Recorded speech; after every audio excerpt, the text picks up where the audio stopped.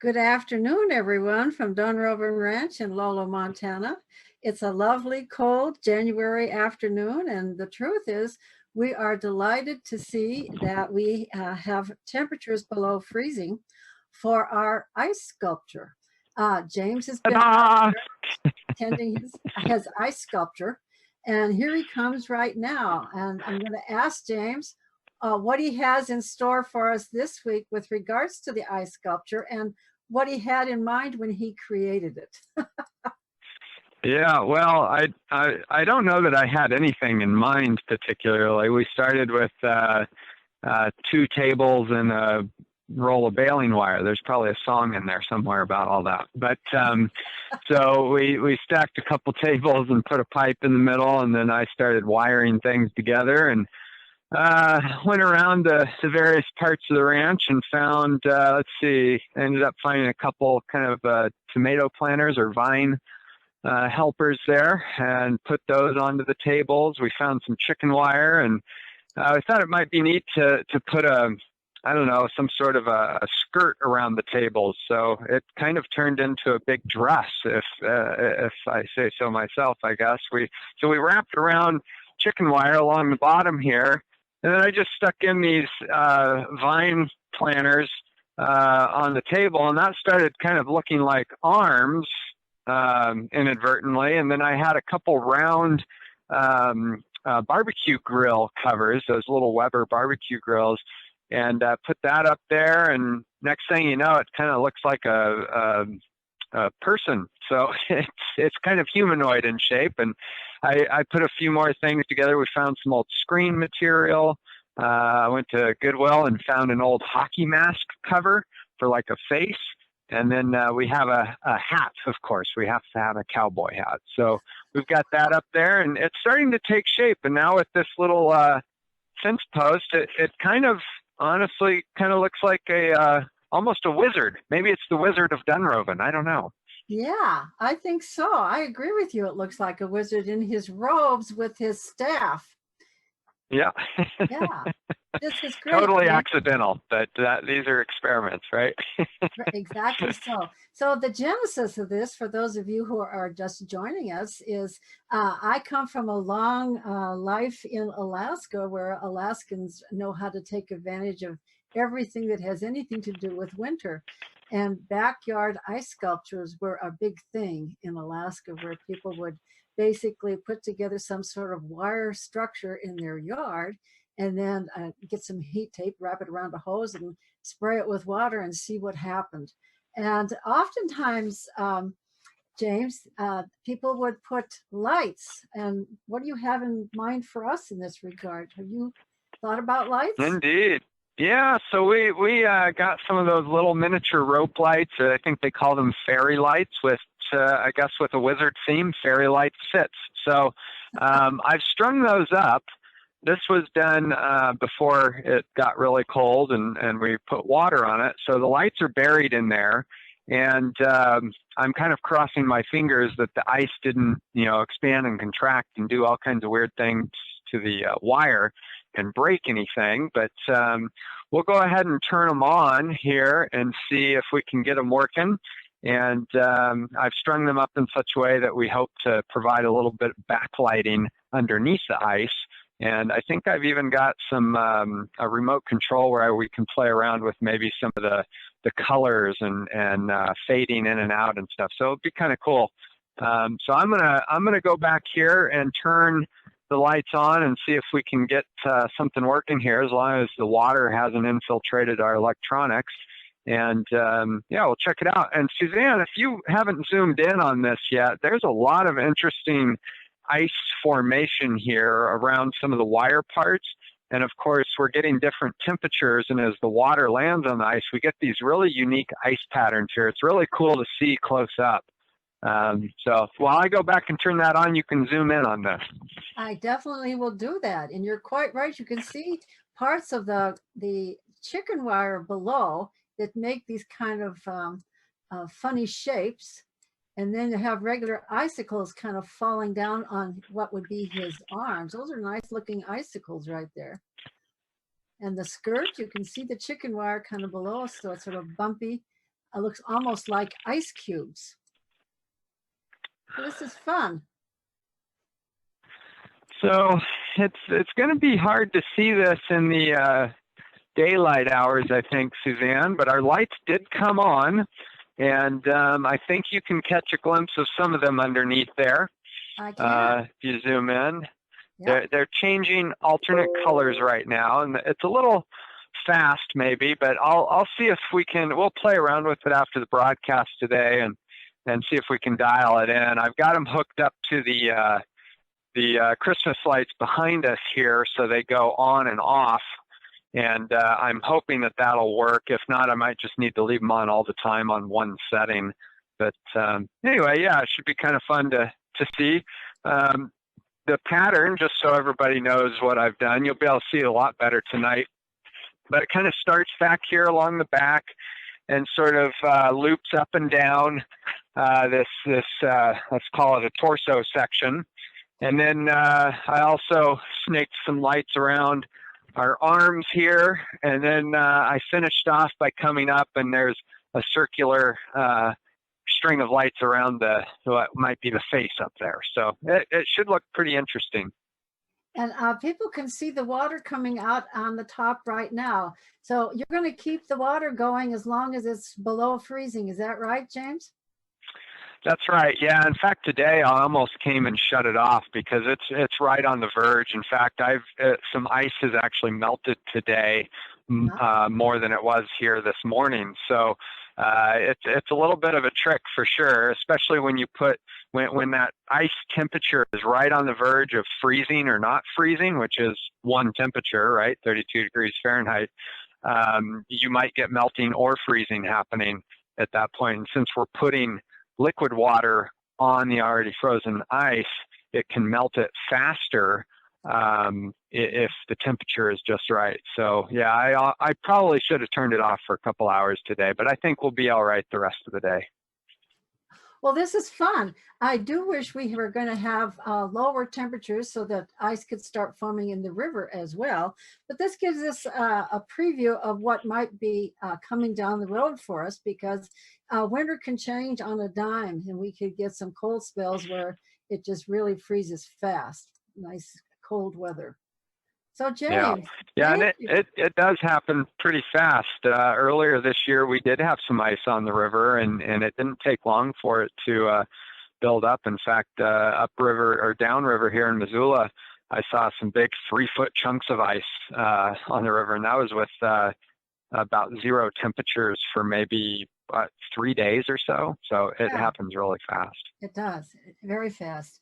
So this is going to be fun tonight. We'll be able to see James's lights and see where this whole thing is going. Remember, this is very much an experiment with us, but I think it's something that we're going to want to keep year after year and keep improving on the whole concept. People around the United States have been doing this in various places in Michigan and of course in Alaska, and some people have come up with some just outlandish designs of ice sculptures, and there's a trick to it. You got to get just the right amount of water, and you know, different kinds of wires can be used with different temperatures and arc the ice, and the ice gets stronger the lower the temperature goes. So it's a work in progress. James, are you back in the office, and could you help me with my slideshow about river ice? Yeah, let's go ahead and get this started here. I'll click a couple magic buttons and wave my wizard wand and see if we can get this on the screen here. So, all right, we should be live with your presentation, so take it away. Thank you, James, very much. Well, all of the slides that I'm going to be showing you were taken last year with our river camera. And I have to say that the river camera for me opened up the whole process of freezing rivers in winter. I mean, I've been around freezing rivers a lot, but I've never just sort of watched them day to day. And of course, the river web camera really allowed us to get a closer look at everything. And on this first slide, I wanted to show you, first of all, that ice starts on the border. It's called border ice, and that's where ice first forms on rivers. And that's because the ice, the river is shallower there, and also tends to be less turbulent. If there's falls or something, that the border ice would not probably form. But in a river like the Bitterroot that's in front of Dunrovin, that's what happens here. So the border ice starts first, and then what happens is what's called frasil ice. And you know, I really enjoyed preparing for this because I did something of a deep dive in the ice world, and it's a very complicated process for river ice. And one of the things that I did not know until I started reading about it was that ice, that cold water actually starts to sink. And so the water gets cold and the molecules sink until right before they freeze, and then they become less dense and they rise to the surface. And that's why the water freezes on top of the river first, not on the bottom of the river. And I did not know that. And oftentimes in turbulent water like rivers, what happens is what's called supercooling. And that's where the water is below freezing, but it doesn't actually freeze. And I had never heard that term before. And following my little slide presentation, I've asked James to show a fun little video of a guy doing a home experiment in his home freezer with super cold water, and he'll show that afterwards. At any rate, the first kind of ice that forms is what's called this frasil ice, and it then starts to bunch up together and form what's called slush ice. Now here is this frasil ice, very loosely formed, loosely together, and it just kind of floats on the surface of the river. And again, this is something from our river camera down at the Bitterroot River. You can see the funny reflections that it creates from the opposite side of the river. And it kind of forms these little, they look like little sheets of ice flowing on down the river. And if you look in the foreground of this photo, you'll see that some of that ice is starting already to form what's called slush ice. And here you can see the difference. The slush ice starts to get thicker, and this is forming from the facile ice. And if you look at the slush ice, which is in the foreground, you see little white nodules now that are above the river. There's kind of sticking out, and the slush ice is nothing more than frasil ice that has started to stick together, and you get colder and colder and thicker and thicker. And here's a real close-up, and again, this was taken with our ranch river camera right below the river camera. You can see very clearly how this ice was starting to form, and the little nodules sticking up into the air. Here's some more. You can see as it gets colder, and as the frasil ice comes together and the slush ice forms, it gets harder and harder on the surface and deeper into the water. Ultimately, it will form what's called sheet ice. And I thought this slide here showed that the ducks are still able to use the river for food. This is a photo of a couple merganser ducks that are in the slush ice right before it becomes a sheet ice. And so up until the river is frozen from shore to shore, the ducks are still able to use the river, and the great blue herons as well will come and fish. But once the slush ice comes together and freezes together, then we have what's called sheet ice. And it goes all the way across the river, and it's at times thick enough for animals and people to walk on. And in some places, because of the movement of the water underneath the ice, the ice is pushed up, and it creates what's called broken sheet ice, where part of it is pushed up and then ice forms between the pieces that are pushed up, and it's very uneven ice. It would be difficult to skate on, for example. It's quite uneven, but it gets hard enough that animals and people can walk across it, and And many fishermen in Montana go to rivers to ice fish and, you know, dig a hole in the river's ice and fish for fish underneath. This is really important for fish and wildlife in the that live aquatic life, that it does not freeze all the way down to the surface of the subsurface of the river, because that's where the fish will gather in these pools where there is still open water. Okay. And here you can see a Canada goose that is sitting on what is now becoming decaying ice. And it's a nice smooth sheet of sheet ice that's beginning to decay. And this goose is just a little ways off of the shore. And you'll see at the tail end of this goose that the water is starting to open. So even though the ice forms at first on the border, it also melts first on the border. And here's another picture of a couple geese on that same sheet of ice, which on the river side is fairly still intact, but on the shore side, it has broken away from the shore. So these geese are almost directly underneath the river camera down on the Bitterroot. In fact, the next photo is directly below the river camera, and you can see that with the decaying ice, that the sheet ice is breaking up in smaller sheets. It looks like, you know, broken pieces of glass. And you can also tell from the prints that the geese are making that border ice is now very slushy and is beginning to decay. And here we have that same group of geese the next morning after I took the previous photos. Again, at night, the temperatures drop, so everything refreezes, only to melt a little bit more the next morning. So it's a freeze, thaw, freeze, thaw, freeze, thaw process until the river becomes clear. And it's amazing what the birds are able to survive in these incredibly cold and difficult circumstances. So James, I have a couple of videos lined up here that I would love to have you show. The first one is on this whole concept of super cold water. And I just love this guy. I think he's from Colorado State University, and he's going to talk us through what super cold water is about.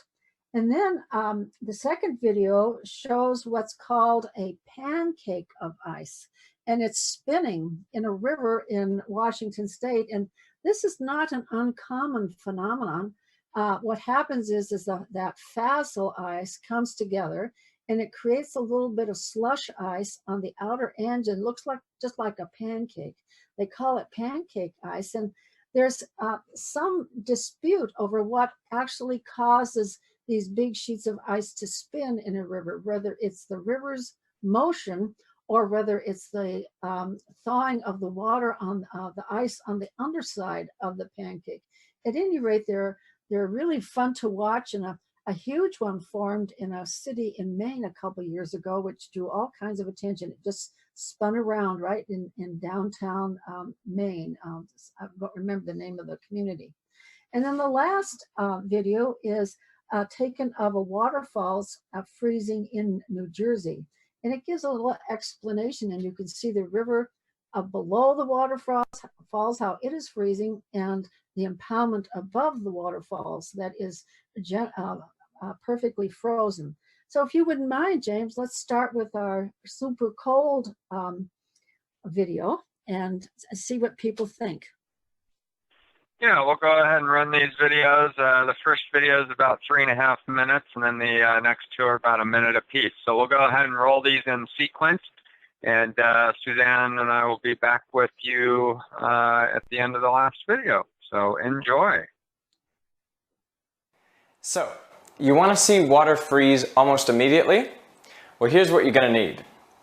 Some very pure water. Fiji water has been recommended to me by a friend. And obviously we're going to need a freezer, some way to cool it down. So I'm going to put this bottle of water in the freezer in the area normally occupied by the ice cube trays, because I think that might be the coldest part of my freezer. I've got 2 bottles just in case one doesn't work. And now we have to wait. There are lots and lots of videos showing this phenomenon on YouTube, but very few that explain how it actually works. So I'd like to take a minute and do that. Water is normally a liquid at room temperature because the water molecules are all flowing past each other, tumbling around each other, and that allows the substance to flow. When something becomes solid, its molecules all more or less lock into place. They still vibrate, but they're not rolling over each other and moving past each other so they can no longer flow. They're solid. Now what we're doing here is supercooling the water. So we're taking it below its temperature, below 0 degrees, where it should become ice. But it's very difficult for that water to make the transition without somewhere for that ice crystal to start growing. So what we need is some kind of nucleation event. If the water is not pure, the impurities in the water naturally act as sites where the crystal can start forming. That's why it's very important that we use very, very pure water. Another way we can cause this nucleation event is to bang the water bottle. Hopefully that'll cause a few water molecules to line up in the right way, and that will seed the rest of the ice crystal. So let's give it a few hours and we'll come back and try to nucleate this. Alright, it's taken a few days and multiple, and you can see clearly that the water is still liquid. You can see this air bubble floating around. And now I'm going to bang it on the counter and we will see if we can get an ice crystal to form. Whoa, look at that! You can see that ice crystal growing right down from the top to the bottom. So there you have it. I was finally able to demonstrate the supercooled water phenomenon. I cooled down the very pure water in my freezer for 2 or 3 hours, and then by banging the water bottle on the counter, I started the formation of an ice crystal at the top of the bottle of water, which quickly grew down to the bottom. Now, performing this experiment was a lot more difficult than I anticipated. I did this at least 8 times with about 5 different bottles of water. Whoa. And I only managed to catch it on tape once. So it was a real challenge. Things I learned were that you can't leave the water in the freezer too long, otherwise it will freeze up on its own accord. And also you have to be very careful when pulling the water out of the freezer that you don't bump it, because otherwise it will start freezing right away before you have a chance to bang it on the counter. So give it a try and see if you can make it work.